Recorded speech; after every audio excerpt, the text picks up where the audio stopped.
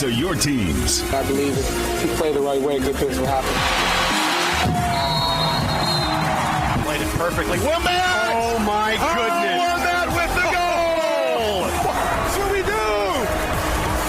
do? Sports Locker, presented by Old National Bank, starts now. Hello and welcome into Sports Locker Sunday. I'm Andrew Chernoff. The busy weekend at Indianapolis Motor Speedway came to an end today with the NASCAR Cup Series race on the IMS road course. The Verizon 200 at the Brickyard, and overall, it was a very clean race this afternoon. Daniel Suarez started on pole for today's race at the Brickyard, but it did not take long for a caution to fly. That's never good. Justin Haley, the Indiana native, ends up in the barriers. Lap 2, that's because of Joey Logano's line. Heading into that turn, Haley finished 38th. Lap 6, Daniel Suarez passed for the lead. Michael McDowell gets around him to take over the top spot.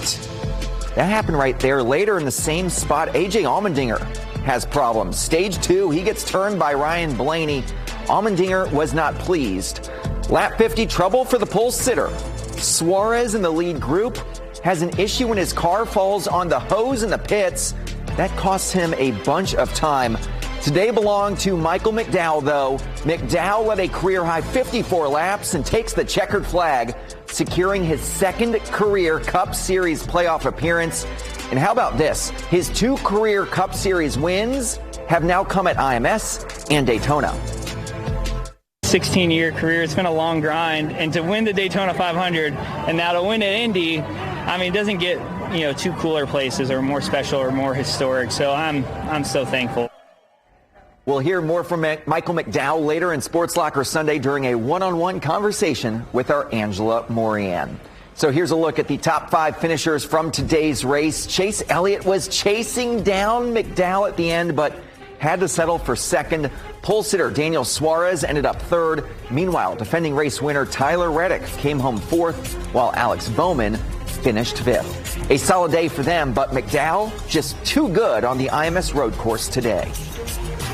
He did a great job, and he didn't make any mistakes, and that's what you got to do. And he's always been an A-plus road racer and driver in general. He puts himself in position more than people realize. So congrats to those guys. They did a great job. I was hoping for a caution, that was going to save us, but unfortunately we didn't have one. But that's part of racing, like I said, we win together and we lose together, so we have to continue to build a race car like this, and we'll find. Honestly, we had a slow cycle on pit road, and I think we're further back than I thought we were going to be, so we'll debrief about that and see, if it was a decent cycle and just older tires weren't that much better than newer tires, then I guess it was an okay day, but definitely expected to be closer.